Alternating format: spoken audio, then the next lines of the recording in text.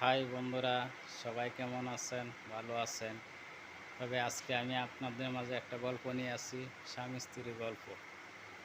এক গ্রামে এক যুবক ছিল, থাকলে তাকে বিবাহ করাইছে। করানির পরে সে সুন্দর ভালোই সংসার করতেছিল। হঠাৎ করে তার স্ত্রী অসুস্থ থাকার পরে তার স্ত্রী হঠাৎ করে মারা যায়। তখন তাদের মাঝে এরকম মহব্বত ছিল, অনেক মহব্বত, গভীর মহব্বত ছিল। তখন এই যুবক প্রতিদিন তার স্ত্রীর জন্য কান্না করত। রাত্রে কাঁদত, সকালে কাঁদত, যে সময় তার মনে বাসে সেই সময় সে কান্নাকাটি করে। তখন আরেকদিন আল্লাহর কাছে কান্নাকাটি করে কইতেছে যে, আল্লাহ তুমি আমার স্ত্রীকে আবার ফিরাইয়া দাও। তখন কী করব? তখন আরেকদিন এক কাঁদতে কাঁদতে সে ক্লান্ত হয়ে গেছে।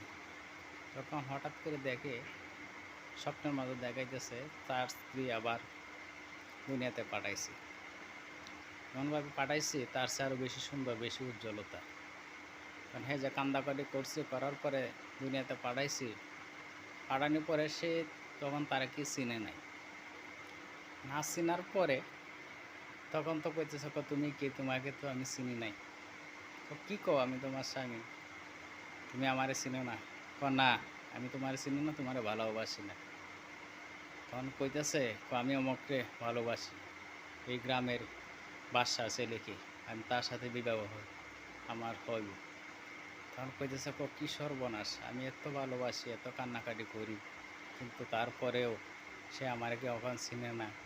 তখন সে এক বুজুর্গর কাছে গিয়ে বলল যে, হুজুর, আমি তো এরকম খালি কান্নাকাটি করতাম, কান্নাকাটি করার পরে আমার স্ত্রী আবার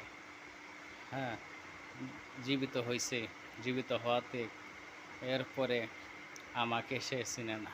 তুমি যে অতিরিক্ত মহব্বত করতা, এই জন্য তোমার স্ত্রী মারা গেছে। মারা যাওয়াতে কিন্তু তুমি তারপরেও তুমি কান্নাকাটি করতেছ, তারপরে যে তোমার স্ত্রী আইসে তোমাকে চিনে যে না, আল্লাহ তাআলা যা করে মানুষের ভালোর জন্যই করে, এই জন্য এটা করতে নাই। এরকম মজার মজার ভিডিও দেখতে আপনারা সবাই লাইক, কমেন্ট, শেয়ার করবেন। সবাই ভালো থাকবেন। আসসালামু আলাইকুম।